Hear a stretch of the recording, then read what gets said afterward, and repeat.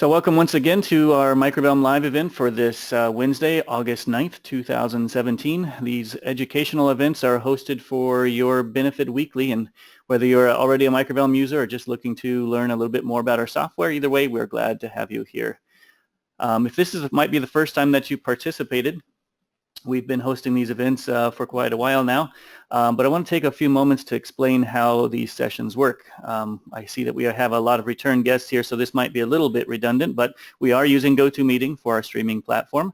This is the palette that you see docked on your screen there on the right side most likely, and that's your line of communication to our team, not just to our presenter, to me, but also to the techs that we have working to answer your questions behind the scenes. So if you have questions, please use that questions panel that you see there in the palette.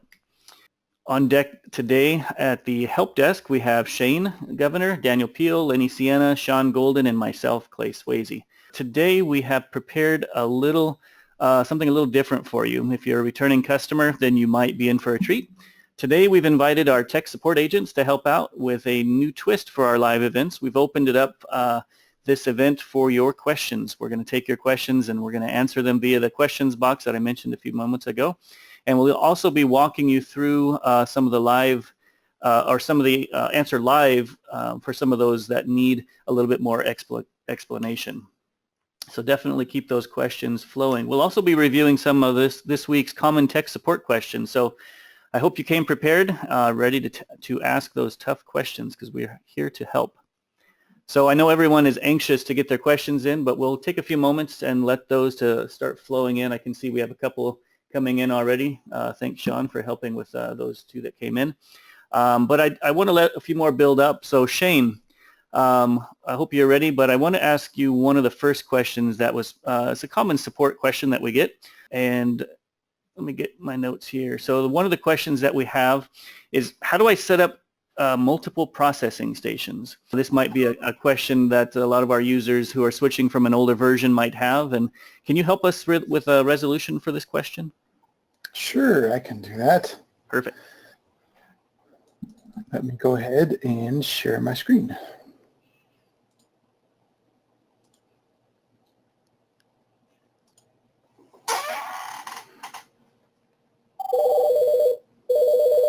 So everybody can see my screen? Yep, we can see it. It's good. All right, so it's pretty basic what you're going to do in here. It will just be go to toolbox setup and then processing station setup. So this is going to be the interface, so you can either do it from here or you can do it via a work order. It's the same thing, both of them, but what it is here is the key, set up activity stations, and then to say I want to make a new one, you can come down here. These are our defaults. You can add a new activity station and you give it a name. For instance, I'm going to make this one going to be for my wiki, nesting. So now you can see that appears there. Now you can say OK to that. And now we can go to add and edit the name. Now it's available here, and click OK. And at this point, you can set up the rest of it. So this is going to be a nesting optimizer. I have a tool file I'm going to pick for it. I'll just pick that one. And then you can actually assign the rules. You can modify the station settings at will that way, and it is available for hooking up to any of your parts. So, and again, that's the same thing for any one of your stations that we have available here. The first thing you have to do is set up a name. We do have some for you to pick through. You notice here that you can use. If you don't want them, at that point, you'll need to come in and add a activity station. But that's about all it is to it. Pretty simple. Anything else, Clay? Yes, I had a quick question for you. So why would somebody want to set up multiple processing stations?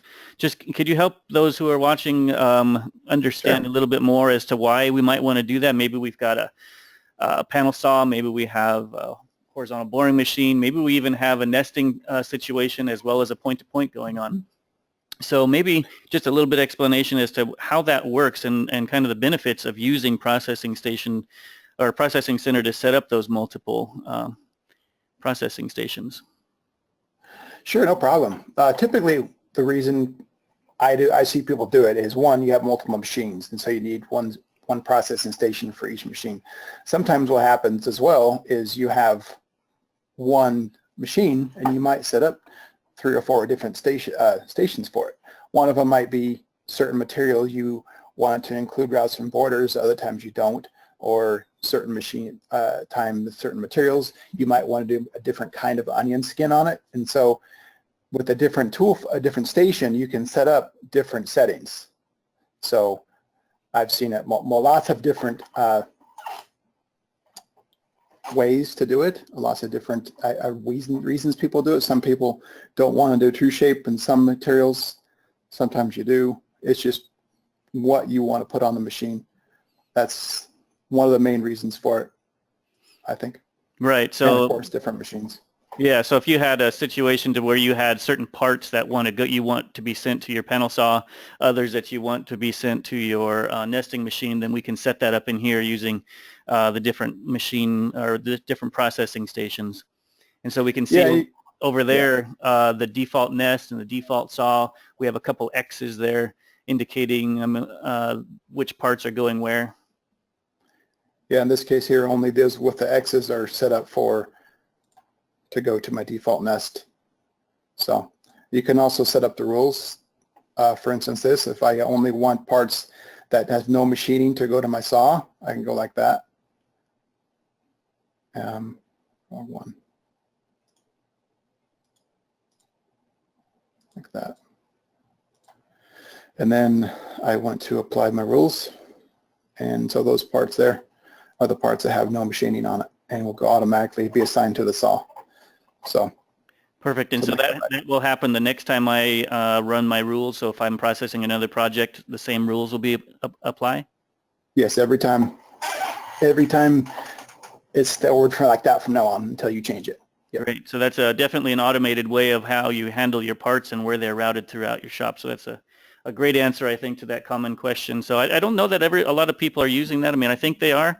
Pretty sure they are, especially those with nesting machines and point-to-points, but definitely a great feature. All right, let's check our questions here, how we doing on our questions build up. All right, Shane, if you want to take a look at some of those, maybe find some of those that might need to be highlighted. I'm going to switch over to another question that is pretty common, especially for users who maintain a current subscription for our OEMs. For those of you listening in that are customers, you know that we are preparing for our next release, so that will include OEM 2018 or compatibility for 2018. We'll also have the OEM 2018 available. And so, Sean, would you mind helping us out with the answer to this question? I upgraded my OEM version. How do I migrate my settings and data configuration for the new version of OEM? I can take it. All right, thanks, Shane. So this is 2018. Wait, can you see my screen? Yeah, we see it just fine. Okay. So in the initial startup, or it's actually there all the time in the splash screen of 2018, it'll be like that from now on. You'll have this little button here now. So this is Migrate Configurations. Click on that, and you can see it scanned my registry for all the other OEMs, Microvellums, whatever I have installed that I can migrate over. So in this case here, I just want to migrate from 2017, so I'm just going to go ahead and pick that one for that configuration, and then also my preference if I want to, which is going to be for your dialogues, paths, things like that. And then you click OK, and at that point it will migrate. So it's basically make a copy of that configuration and import it into the registry keys for 2018, and it will be available in 2018. So it's a lot better than it was in previous years before you had to either start a new one, or you go into registry, export it, import it. It's a lot smoother now. It's just a simple click of a button. If you don't want to do this screen, on initial startup, it will come up and prompt you for this. If you don't want to do anything, you just want to start from brand new, just hit cancel to the screen, and it will just start up with like it always used to. It will just import our default settings. So that's pretty much it. Pretty basic, and it's a lot better than before. Yeah, that's great. Thanks for helping us out with that one. No problem. All right, let's maybe we can switch things back over to Sean. Sean, I do have another question for you. I think this one is definitely one that we talked about, and so hopefully you can help us out with an answer to this one. A lot of people, you know, they've been using the software for a long time, and perhaps their data, the databases might be growing. Maybe they don't even know how big it is. And so the question comes in is, how do I back up my library data, and then how do I even know what the database size is, and why does it even matter? So are you, hopefully you can help us out with that question. It's a pretty common one that comes in. Sure thing. All right, can everybody see my screen now? Yes. All right, so as far as backing up data, it really depends on two things. Whether or not you're using the local compact edition or the SQL Server version. So if you're using the local, then basically wherever your backup location is, you'll want to create that, and then browse to your factory database and kind of get those going side by side. And then for a local configuration, if you back up one folder to the root one, you can back up your whole entire database with your physical drawings as well as your compact edition SQL CE file, your factory database, by just copying here and wherever your backup location is, pasting there. Now, if you were just looking at backing up just your library, then you would just navigate from the root to your factory database and into your Microvellum factory. And so these three files are the ones that you would, want to back up. So you might just create a new folder, maybe name it 0809-2017. And then if you're just looking at backing up these, you would just copy those and paste them in there. And there you go with backing up a local configuration.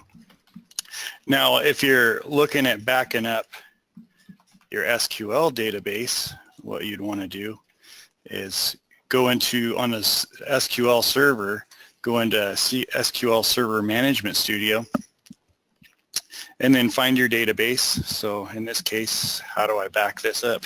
So let's go ahead and you just right click, go to Tasks, go down to Backup, and then it's pretty straightforward. It goes to a default location. You can choose a different location by hitting Add.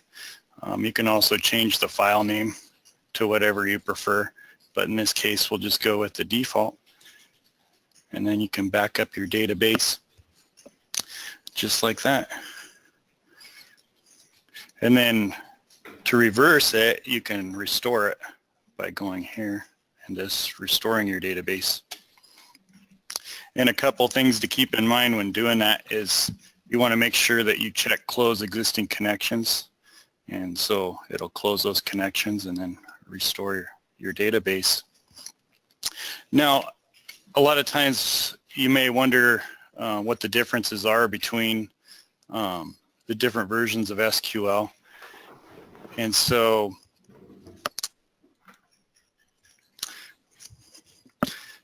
we'll talk about that a little bit. So we have three different versions basically that we use with Microvellum: SQL CE, SQL Server Express, and SQL Server Standard. And so SQL Compact Edition has a 4 GB limit, so you're just going to want to keep track of your database size, and if it starts to outgrow that, then you're going to want to move to SQL Server Express, or if you're working in a network environment. Whoops.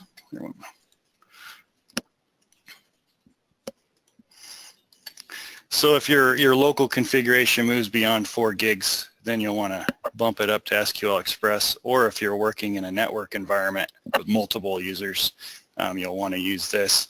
And then you'll want to keep an eye on this database size, because if it gets close to 10, then you're going to want to consider moving to SQL Server Standard, which has a limit that I don't know of anybody has ever reached that limit.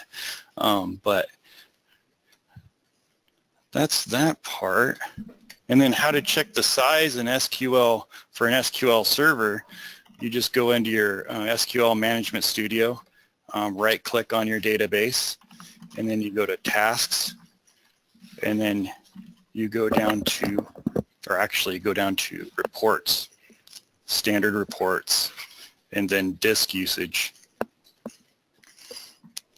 And so what that'll do is generate a report that'll tell you where your database size is.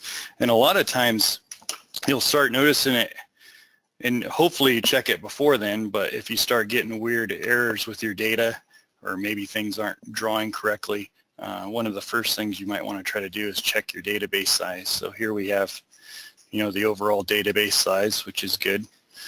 But if, for instance, it was getting to 9 gigs and you wanted to know where exactly that was, then you could go to Reports, Standard Reports, and go to Disk Usage by table. And here's where you can kind of narrow down whether it's it'll more than likely be your projects table that's going to start eating up a lot. So you can just kind of filter down and check it out from there. And then as far as if you're working locally and just want to keep track of things and see, how big your database is, if you're just using CE, you just navigate to your factory database and there you'll have it. I think that's a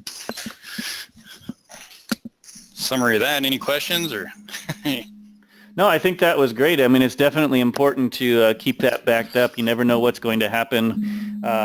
Storm comes through and fries your system, or something gets stolen, or who knows what's going to happen. It's always good to have a backup of that data, especially for those who have spent a lot of time on their libraries, and so it's definitely good to keep those backed up.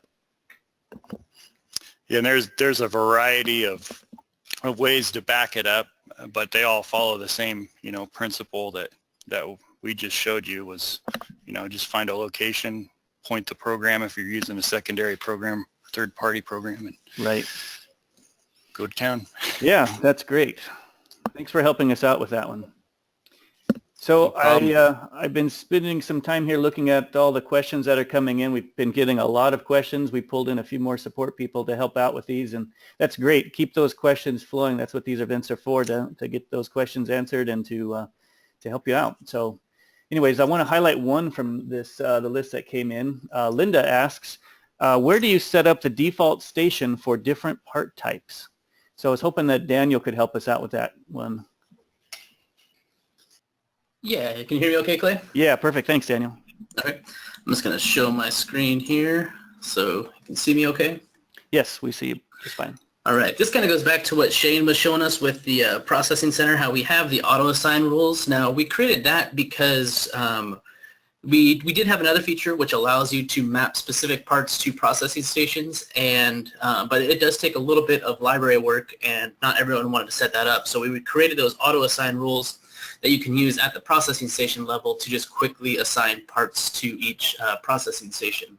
But if you want to take it another level and actually have specific parts automatically assigned to specific stations when the work order is created, I can walk you through the process of actually setting that up.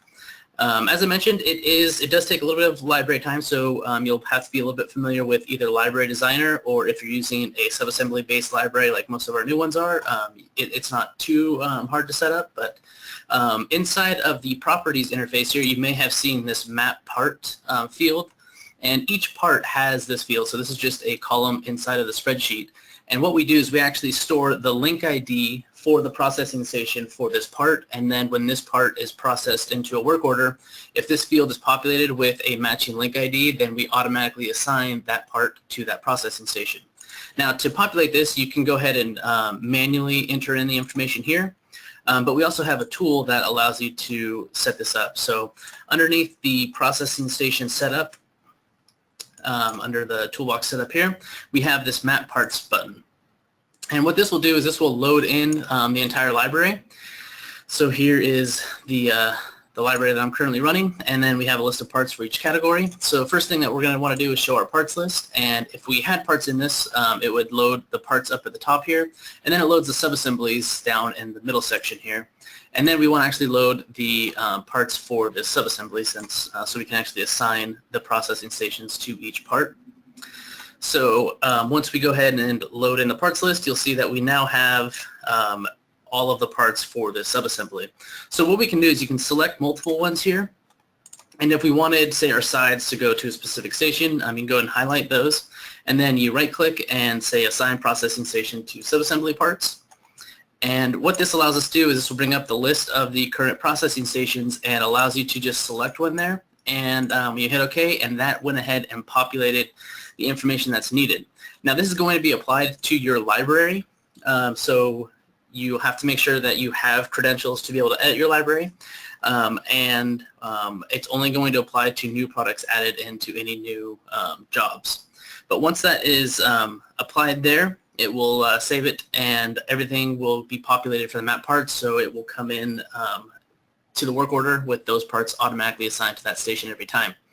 There is one thing to note is that we are hard locking in values here, so if you delete or add in new processing stations, these will no longer be valid link IDs, so you'll have to reset that up. So it does take a little bit. You'll want to make sure that your processing stations are kind of set up first and you're not going to change them, or somehow use Library Designer and set up some globals that they can look to the globals, and then you populate in processing station link IDs into the globals, and then the parts get assigned there. So there's some, like I said, a little bit of library work that needs to be done, but we do have the tools available to be able to do that. Awesome. Great, Daniel. Thanks for that. Hopefully, Linda, that answered your question there. All right, just taking a few minutes here to review some of these other questions that are coming in. And guys, support people listening in. If you see any in this list, feel free to Skype me and we can make sure that we get some of these highlighted here for the people watching today. So let's get back, while we do that, why don't we get back to some of the other top 10 type questions that come into our support team. So there's one question that, I think it recently came in as early as today, but I think it's a question that is often asked, especially when people are upgrading. It has to do with the person who submitted this question in says, I upgraded, now I cannot produce code for my Ganomat Dowling machine. Shane, I think you helped answer this question for our customer, and hopefully you are prepared to answer this one, show us how you resolve this here for our user. Sure, I can help with that. Perfect. So yeah, he was running a previous version and upgraded, and all of a sudden the Ganomat just stopped producing code. And there's a simple reason for that.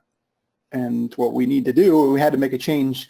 Every tool in the Ganomat tool file has a type, and we use that to determine whether it's a Dowling or a screw hole, and we do different things based on that information. So what we need to do is tell the tool file either whether a tool is a dowel or a conf format. It's basically all it was. So you go to the station, you can edit the tool file. This is the tool file, and you notice this information right here, type info dowel, is not set up, it's 0. So basically we need to set up that information. So there should be a drop-down menu. This version for some reason doesn't have it, but the next version will have a drop-down menu, so it'll be easier, so you won't have to know these numbers. But it's 5 for a dowel, so I would put in 5 there. And then I'm just going to skip over. This is going to be a screw hole because it says GAN or conf format, so I'm going to put that to a 4. And you do that for all the tools, and at that point it works. So basically there is no type information for that tool. That's the main reason. So there's a lot of little things like that sometimes we have to introduce to a tool file. We try and be proactive and go reaching out to you guys when we make these type of changes or make it backwards compatible, but sometimes we can't do that. But in this case here, we had to make that change to make it compatible with the Ganomat tool machine. So that's all it was. So just make sure every time you come in here and make that change, you hit apply to every time you make a change. Otherwise, it won't hold. So you can see it doesn't hold. So you have to hit that apply button every time you make a change to a tool. And that is all it is. Okay, great. That seemed like a simple fix there. All right, I think we're going to switch things back over to Daniel here. We have a question that came in from Chris. Chris asks, do you have best practices for troubleshooting different things like products not drawing correctly, oddly behaving products, and processing issues, etc.? So hopefully, Daniel, you're prepared to answer that one, and we can switch things back over to you. Yeah, I don't need the screen. Just Okay. kind of wanted to give my experience. You know, I've done support. We all kind of, most of us here always started off in support. So we kind of have our own ways of how we troubleshoot issues. And what I've really found to be helpful when I'm trying to troubleshoot something that isn't working correctly is to first, you know, if I'm trying to draw a product, really try to eliminate all the variables about what's going inside that product and what's going on, and really boil it down to just as little as possible. So for example, you know, a lot of the new libraries, they have lots of different sub-assemblies in them, and you draw something and it's just not coming out right. Well, sometimes just drawing a product off to the side and starting to, you know, zero out the quantities of the sub-assemblies to see, you know, just to get the parts that you want to, you know, work on and look at really helps to see, you know, what's going on. And that kind of applies to everything throughout the program. If it's a processing station, see, you know, if and you're trying to process certain parts through there, see if there's something specific to that part that isn't out of the norm, you know, or that's, you know, a little bit different than just something out of our standard library. It's always good to have just our sample library on hand, so that way you can draw and kind of see, try to find an example of inside of our current one that does work, and then you can kind of start comparing the difference between what is going on in your product and what's going on in the standard one that might be working correctly, to see if you can kind of identify that. So those are just some of the things that I've come across when trying to troubleshoot, both in support and doing development. So hopefully that kind of can help, you know, so you can start doing your own troubleshooting of some of the products if you need to.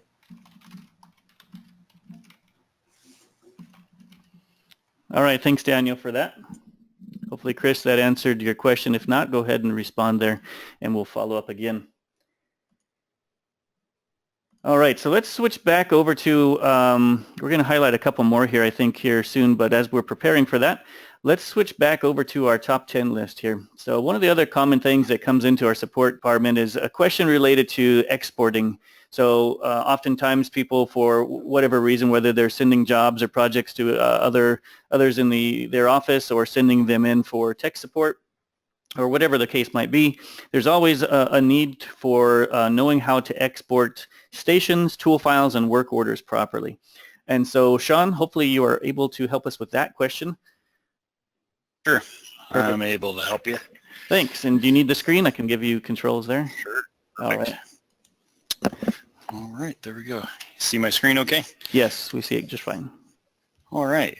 So in order to export your stations, tool files, and work orders, there's a couple things built in, but the main one that we want to take a look at is under Toolbox Setup, Options, and then if we go to Data Access, you'll notice that there's a Database Utilities tab. And so a common reason for getting these exported is for us to be able to take a look at your data and answer any questions that you may have that involves whether it's processing or maybe a project.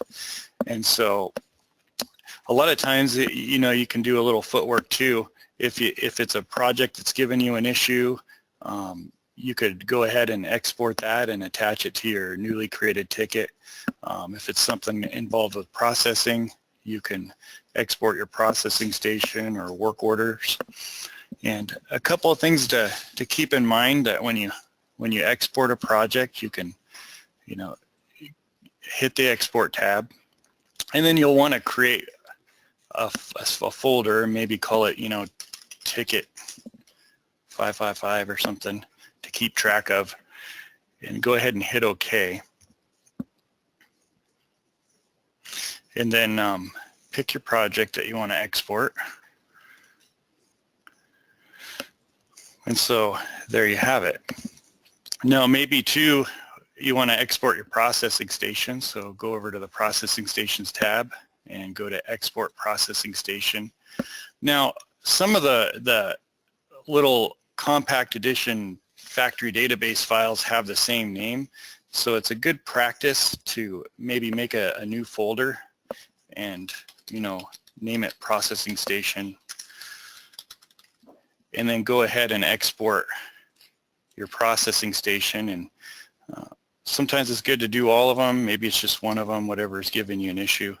You can go ahead and export all those at once, and that'll also bring over your tool file as well. So if you're not sure if it's the processing station or the tool file, it's a good practice to just export, you know, your processing station. But if you want to just export your tool file, then you just go to the export tool file, hit OK. And then this will automatically, it doesn't really give you a choice as to the folder, but it'll go right to your documents, and then there you can retrieve it and put it where you need it. And when you're done, you can go to the location where you saved it and go to your desktop, and then go ahead and just compress it, zip it up, and then send it off. And there in a nutshell is how you export those. And then you also notice you can re-import those too. Sometimes we'll fix a tool file, or we'll update a processing station and ask you to import those. And so there's where you can do that. And then I think a little later maybe we'll get into the support portal part of it, but there as well it has a couple options to export different things. I think that's great, Sean. Everyone needs to know how to do that, but one of the things that we did realize and wanted to improve was making that process a little bit quicker for customers. And so one of the things that we did add, and hopefully those of you listening in use it frequently, because it's a process to kind of bypass our help center. In the creation of tickets, you can always log into our help center and monitor and obviously create tickets there as well. But that we wanted to provide a way that if there was something that came up, something you ran into, a question, something that you didn't want to leave the software, we've added the support portal, as Sean was mentioning, right there from the help. And so why don't you take a few minutes to kind of, since it is related to what you were just showing, and this is a question that comes in a lot, and how to get that data, how to speed up that process, and so this is the answer to that. Sure. So just go to Help and Support Portal, and then there you'll fill out your name, email, phone, and then the subject of whatever your ticket's going to be, because what this will do is automatically send a ticket. And then when you get all that done, you go down to the bottom here, you see where you can attach a screen recording. You can hit that and it'll record your screen, and then it'll attach it automatically. You can also just take a snippet like this of the issue and it'll attach that. And then you can also attach your processing stations. And then also you can attach a work order. If I had one created for this, you'd just be able to hit it and attach it. And then also if we ask for an error log, or maybe you're getting some error messages and just want to be a little proactive about it in the ticket, you can attach the error log. And then any other attachments that you have some notes or something that you took, or some, a series of a workflow or something that you want to convey, you can attach that as well and send it off. All right. Yeah, great for that. Thanks for presenting that information. And as I mentioned earlier, that if you've created tickets there in our help center via the website, it will create a ticket. You'll get a number and all the notifications. Doing it this way will also follow that same path. So yeah, thanks again, Sean, for helping us with that. No problem. All right, so let's highlight another one. We still have quite a few on our list to cover there as far as the top 10, but I want to take a few minutes here and highlight one from Tom. Tom asks, is there a way to change the pool double max span in each project or in an individual product? So Lenny, if you're queued up, hopefully you can help us with the answer to that question. Sure can. Is my mic sounding good? You sound great. You want the controls? Yes. Okay. Yeah, show me. So yeah, this question jumped out at me as a good one to look at because if you see my screen here, this is the global variable of the library, and we have a section for polls and stuff, and there is a variable called this. And this is basically saying, at what size is the cabinet, in this case 30 inches, was it jump from a one drawer pull to two? And that works fine for this particular global variable, but the question was, what if on an individual drawer front you wanted just, for example, this guy to have two pulls instead of the one, even though it's under 30 inches. And ideally there would be I could hit the prompts of this drawer front, and this is probably a feature that we should add to the library, to have, go to pulls and just say, yeah, I want a double pull. And that's probably what we should add. But just for now, as a quick, I don't want to say hack, but just to get, that's the cool thing about this library, Microvellum, it's all spreadsheets. So if you just take a sec and look at that drawer front, so right here I'm looking at the hardware, okay, of the drawer front. And you can see right away, okay, here's my pull, quantity 1, so that's the single pull. And I see that this other pull here is quantity 0, that's the double pull. We don't even have to understand this gibberish here for now. I can see it's looking to that global, double pull. So let's just, for now, I don't want to mess up the formula. I'm just going to say +1. I want that second pull, okay? So now I have it for this one drawer. However, I'm noticing the X origin, which is our left to right, it's still, they're in alignment. So basically the pulls are going to be on top of each other. I don't want that. So I'm looking here, oh, I see, it's something to do with a pull from edge variable. Ah, well, what's the pull from edge? Well, you just go here, pull from edge.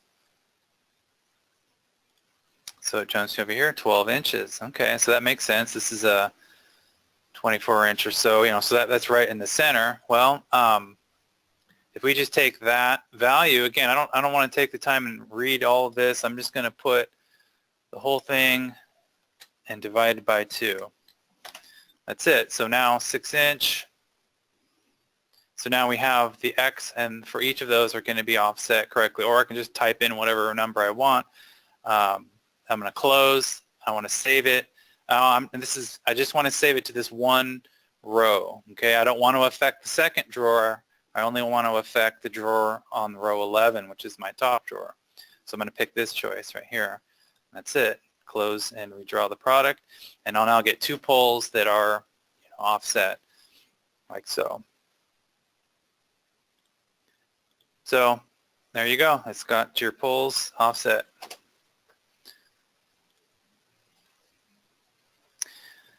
Good question. All right, thanks, Lenny, and thanks, Tom, for asking that question. While Tom is on deck here, why don't we get to one of his other questions that he asks. So he also asks, I'd like to be able to show hinges and leg levelers in vertical sections. I would like to know how to show those hinges in my plan sections. And so for this one, thanks, Lenny, though, for helping out with that previous question, but we're going to switch things back over to Daniel, and he's going to help out with that one. All right, hopefully everyone can see my screen again. Yep. All right. So there's a couple questions that came in with in regards to hardware in plan sections, and also it showing up in 3D. So I can kind of touch on how all this works a little bit. And this is kind of one of those examples where if you take a look at our existing library, you can kind of see what's going on. By vertical sections, I'm assuming you mean just like elevation sections or your plan sections there. So this applies to any different type of sections that you want to draw. But here I just have a one door base, and then I drew that elevation, and we can see that we're actually getting our pull for the hardware to show up in this elevation section. So where this information is coming from is a combination of what parts are drawn, but also inside of the product, and in the prompts tab for both the product and for each subassembly, there are prompt drawing tokens. So if we go to our door single slab, and we'll show this subassembly, we're going to go to our prompts tab, and usually most of us are probably familiar with just looking at the far left section of the prompts tab here. But if we start scrolling over to the right, you will start seeing these instruction columns. So these are tokens which are very similar to machining tokens, but they are for how the product is going to draw for each of these different sections. So here's metafile instructions. That's part of to draw that onto a report. But you'll see here we have 2D plan view instructions, we have 2D elevation instructions, and if we take a look at that, we have a, you can see that we have a draw block. So this is a specific drawing token that will pull a block from the database or from your hard drive and insert it at a certain location. So this is actually coming from our graphics hardware, and it's going to use the pull wire for ELV or ELEV.dwg. So to show you where that is, if we jump to our, I have everything on disk here, so this is inside my Microvellum data and my graphics folder and then my hardware. We will find this pull drawing inside of this, and this is where actually all of the 2D and 3D stuff is stored. So it all is, you don't need to add the 2D underscore when it's inside the formula, but it does need to be in the file name, and it will find the correct one. So if we keep scrolling down, we will find, here's all of our 2D pull. So these are the DWGs that are used, and it's going to insert that block from this DWG at the certain location that we specify. Chris asked the question saying that the 3D hardware isn't showing up in the drawing, and that could come from either not having it named correctly. If we keep scrolling down, you'll see that we have 3D drawing blocks, so we can add in, if we keep going, we'll see the 3D blocks for our hardware.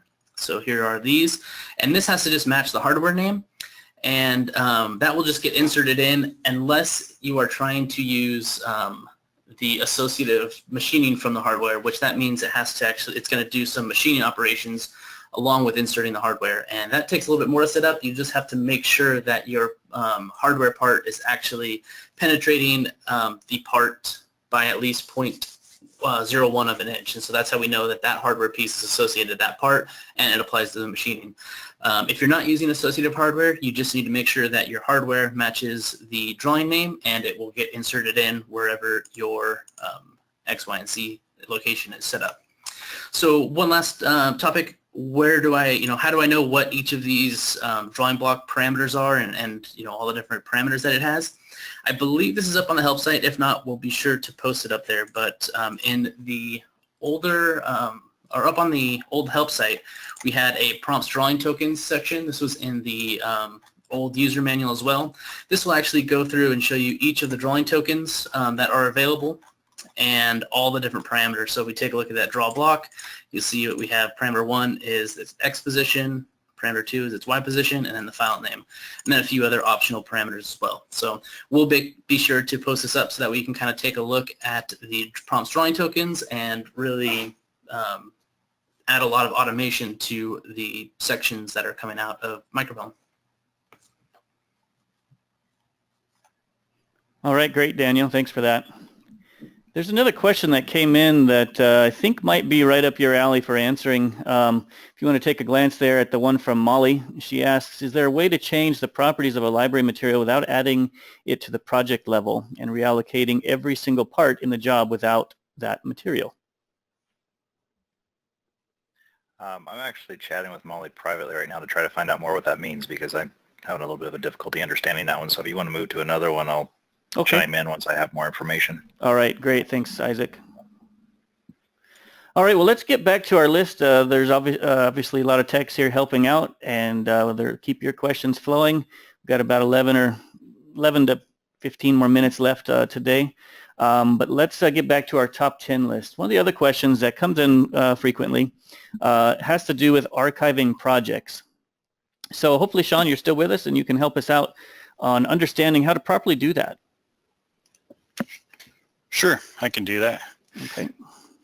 I mean, there's a few reasons for archiving. Maybe you just got a bunch of old projects and you just want to get them out of there so you have a clean slate and something you can visually work with a little better.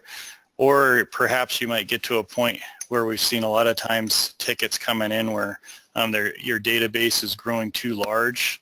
And one of the biggest parts to a database involves the projects because of all the data that's stored with the drawings and such. And so in order to alleviate or free up some space or to clean up your projects, go to Toolbox Setup and go to Options, Data Access like we did earlier, Database Utilities, and then go to your projects. And then in order to archive them, you go to Export Project. We'll just use this test folder. And so I'm going to make a new folder and I'm going to call it Project Archive. And so once you have that, then you just go ahead and hit OK.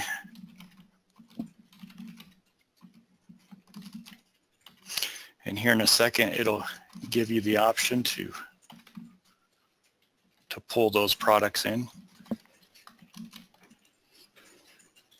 There we go, hiding behind everything. All right, so from there you can set, let's say you just wanted to get rid of this one and this one and export it and archive it. You go ahead and hit the export button. But 6 months down the road, you might decide, you know what, I want to export that other one. And so you go in to go to archive. You go down here, and then the first reaction is to go ahead and just save it to the same spot that you saved it. But if you look at the folder that we put it in, you'll notice that there's one single SDF file here. Now what will happen is if you go ahead and archive that one project, it's going to overwrite this SDF file, and you'll maintain the physical drawings of your older archives, but when you go to open it up, you'll only see the one project. So to avoid that, what you'll want to do is in your project archive, just make a new folder and maybe call it, you know, projects, and maybe give it a date like 08/09/2017, and just archive it. With each archive, just make a separate folder. That way your SDF file remains intact. And then we'll go ahead and export this other one.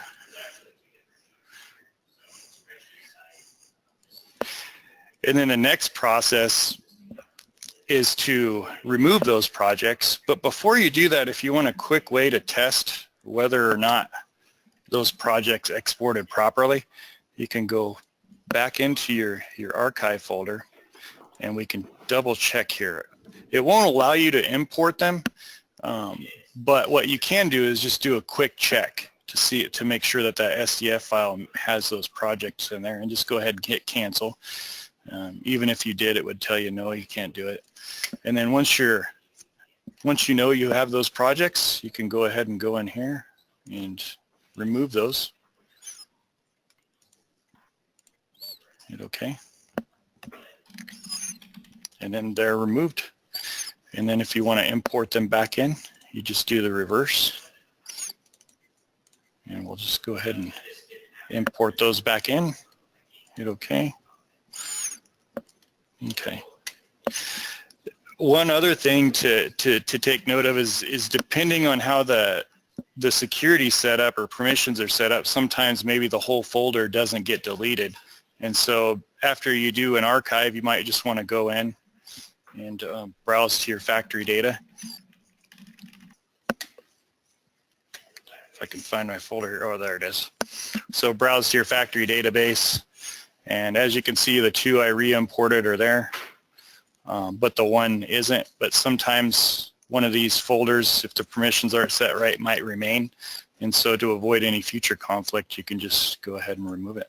I think that about covers archiving. All right, thanks, Sean, for that. Yep. All right, let's get back to Molly. I guess Isaac and Molly have been working out a resolution or learning more about her question there. So Isaac, are you available to help us out with that question? Why don't we go ahead and restate what that question was? There it is. Is there a way to change the properties of a library material without adding it to the project level and reallocating every single part in the job with that material? So what I'm gathering from Molly is that as they make changes, they need to make a project-specific change, but they don't want to have to create a project material and then reassign them all and just have it done. So there is a way to accomplish that, and it's actually by using what's called Cloneable Materials. So what I'm going to do is, let's see here, Clay, is there a way you can actually set me up as the yeah, you should have it now. Here? Perfect, thank you. Okay, clear my screen up here a little bit. Sorry, I had a couple of things going on, but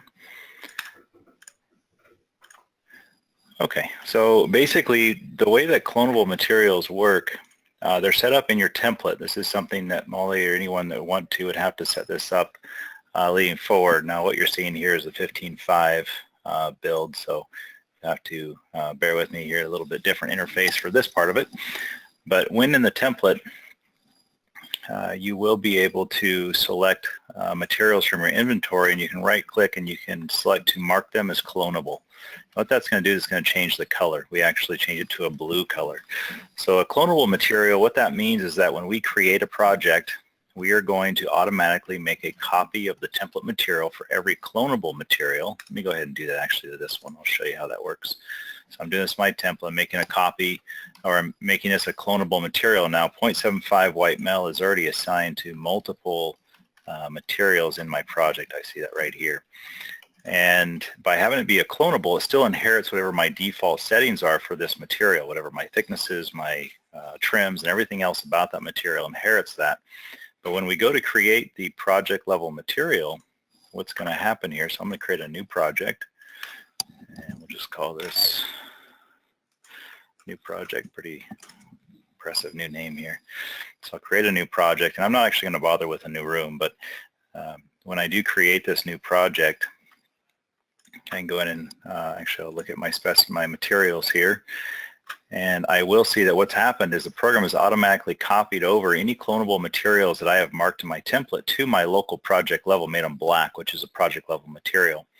And they've also reassigned to that. So everything here that was 0.75 white mel two-sided, all these materials in here, is no longer reading this default 0.75. It's actually been redirected to here. So using this method, what will happen is at a project level, if you have to make a change really quickly to a material, you can come right to that material, make an adjustment to it, and hit OK, and it's already created a project level material, and they've already been assigned to all your pointers for you. That's a very useful tool to be able to do this. The only, I guess, disadvantage you would have is any existing projects. If you do take advantage of changing this material to affect existing projects, it's all going to be segregated now per project. But this might actually be a better method for you. So Molly, if that doesn't answer your question, please make a note in the comments there, and I'll try to help you out a little further. That's about it. Yeah, Isaac, while you're there, do you want to show really quickly, I had a question from Chris Blackwell, how you can select multiple materials from your project level and edit the multiple ones and the different parameters that are there? Sure. So just do these, use edit multiple materials. That's what you want me to do? Yeah.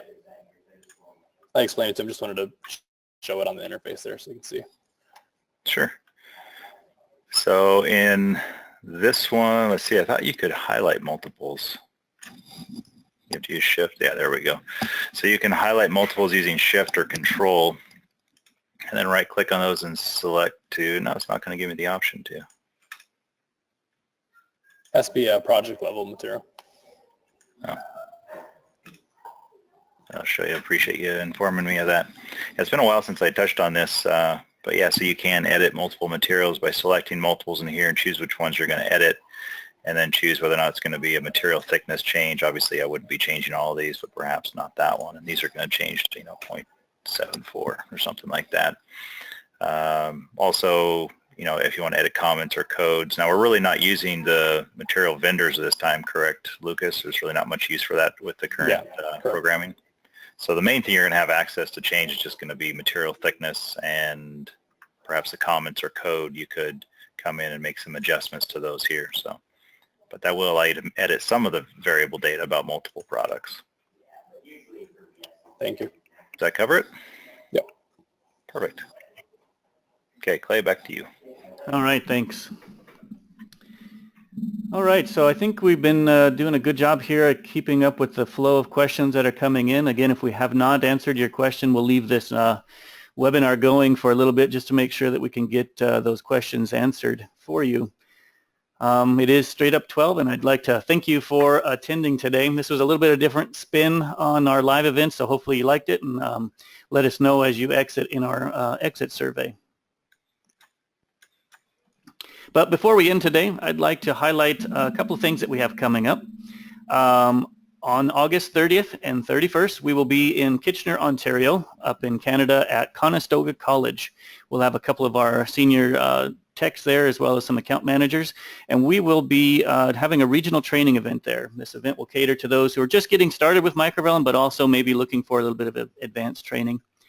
We'll have some CNC demonstrations and then a tour of their technology wood technology center there at the college. So if you want to register for that, registration is open and it is available on our website. Also, next week at this same time, same place, we'll be continuing our focus on Report Designer. Once again, Lucas Marquez will be leading this event, and we're going to be spending a little bit more time on a little bit deeper. I'd call this more of an intermediate training. And so registration for this event will be posted soon, probably within the next day or so. So definitely looking forward to that one. As you exit this webinar, don't forget to take the exit survey. Your feedback helps us improve events like these, so please let us know how we did. And let us know what you think of this new format. We may be continuing it in the near future. So I hope you have a great rest of your week, and we'll see you on our next Microvellum Live event.